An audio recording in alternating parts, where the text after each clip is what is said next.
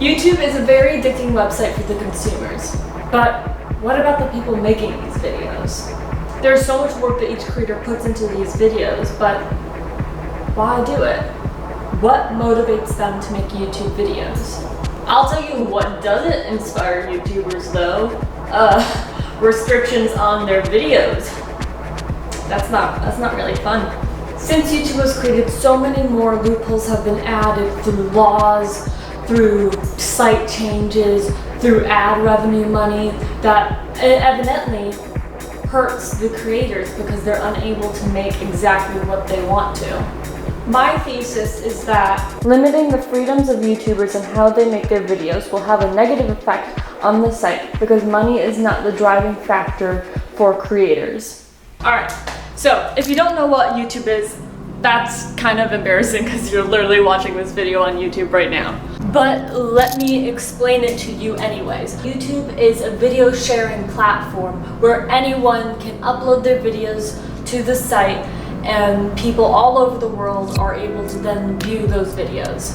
There are a few key phrases that we must quickly go over. Views are the number of times people have watched your video or at least clicked on it. One person can contribute to a video's view count more than once, like it's as many times as they watch a video. It's not like once per person or anything like that. It's just how many times people watched it. Watch time, this is a more trickier thing because watch time is the amount of time spent actively watching the content. So if you jump around through the video or you increase the speed, that does not count as the video being watched. It's the actual real-time minutes that are spent watching that particular video. Our final big term is subscriber, and a subscriber is when someone enjoys a certain creator's content, that they click that little button down below and will be notified for future videos. Since we're talking about it, you guys should just down below. What a subscribe does is that it says that this person is dedicated to this creator's content and overall will help boost the person's impact on the site. The YouTube Partner Program, or YPP, is how YouTubers make their money. Not everyone can join this. You have to reach a certain number of criteria in order to actually apply to be part of this money-making group, which is fun. The main requirements are that you need 1,000 subscribers and 400 hours watched in the last 12 months. And then also you need to be in good standings with YouTube. So if you have any like copyright strikes against you or you went against the code of conduct, then that's something that they will penalize you for and will not let you into the YouTube Partner Program. But that's not important. I bring all this up because through my research, this is how we're going to be graphing our data. So lots of people are drawn to this site, not only to post their videos, but also to consume their media. There are currently way more people who are involved just watching content than there are people making content. But what is interesting is that YouTube, compared to other social media platforms, has a more positive impact on the visitors compared to the competition. The youth health movement did a survey to understand the positive and negative effects of various social media platforms. These sites included Instagram, Snapchat, Facebook, Twitter, and of course YouTube. Here are a few swanky graphs showing the results. As you can see, the majority of the sites have a negative impact, particularly in fear of missing out or self-esteem.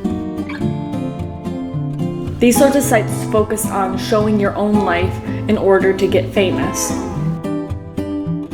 In this analysis, it shows that YouTube is the best site in terms of mental stability.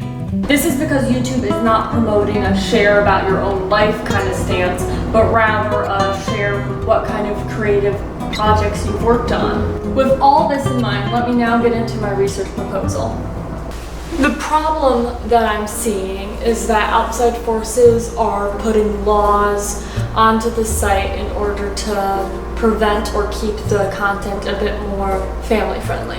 Now, there's nothing wrong with creating family-friendly content, but then contrast this to unable to make videos that are made for kids. Since our last upload, the FTC released new guidance to help YouTube creators decide if their content is made for kids or not. we think it gives helpful information that addresses some of your questions. Alright, great. I can't make edgy jokes.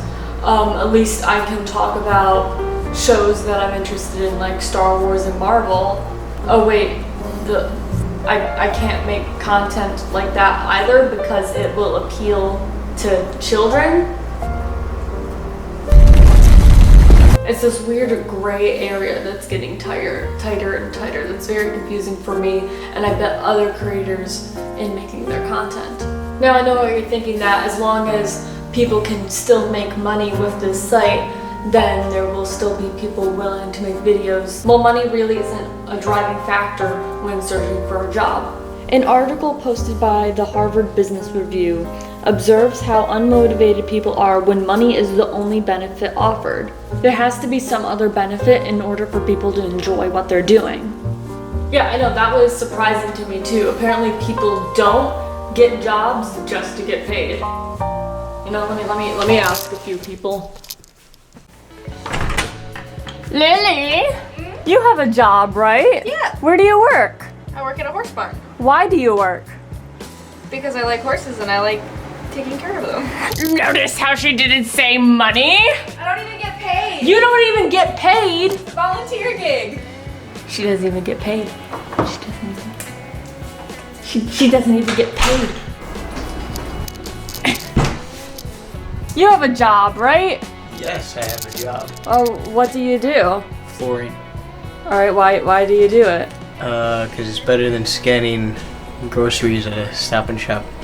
Notice how he didn't say money. Ian! Hello. You have a job. What do you do? I'm in the Air Force and I do cyber systems operations. So why do you do this? I do this because I love to serve my country and it is a fun way to kind of serve the community. Very awesome. Notice he did not say money. What do you do? What's your job? I lifeguard.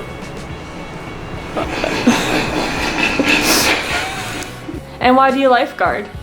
To make money.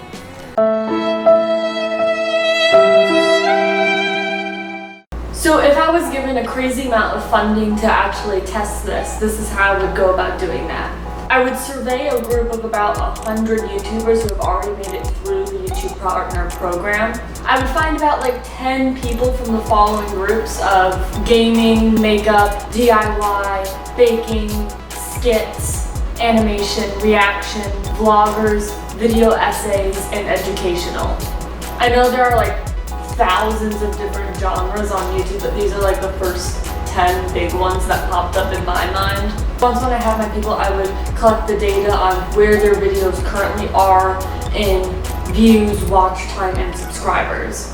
Then I would go about sponsoring these channels through a made-up company. With this sponsorship, I would request that they do certain things with their videos or refrain from doing other aspects that they normally present in their films. At any point, the participants can withdraw from the sponsorship. The testing period would take about 2 years to do. There are many conclusions that could be made, so I created this lovely graph to give a better visual. Basically, what we're looking for is whether they keep the sponsorship or drop the sponsorship, as well as whether their content improves in quality, decreases in quality, or stays the same.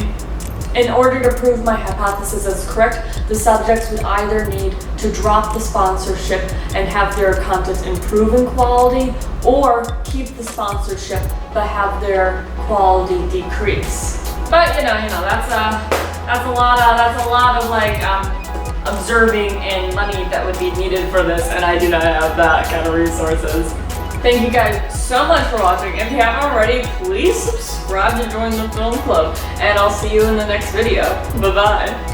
I work in the male porn industry.